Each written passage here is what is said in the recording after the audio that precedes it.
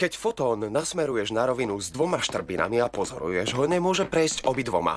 Ak nepozoruješ, tak áno. Lenže keď ho budeš pozorovať tesne potom, ako prešiel rovinou, neprejde obidvoma štrbinami. No a? O čo ti ide? Bol by z toho dobrý nápis na tričko.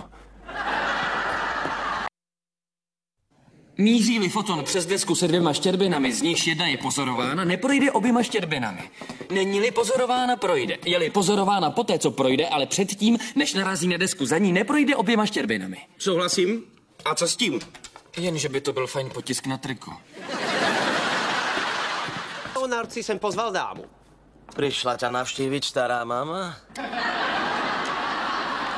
Nie, a nie je to dáma, je to nová suseda.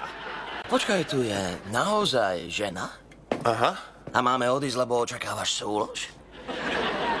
Ja neočakávam súlož. Je prístup na súloži? Slovo súlož, prosím ťa, nepoužívaj. No, bude to prerušovaná súlož. Hej, ako sa dá prepnúť voda z vane na... Leonard má dámskou návštěvu. To už zase přijela tvoje bábrle? Ne. A není to dáma, je to nová sousedka. Moment. Vážně je to ženská? Aha. A máme jít, protože očekáváš koitus? Neočekávám žádný koitus. A je k dispozici pro koitus? Mohl bys tu přestat říkat slovo koitus? Lépe řečeno coitus interruptus. Čím se přepíná voda, aby tekla do sprchy?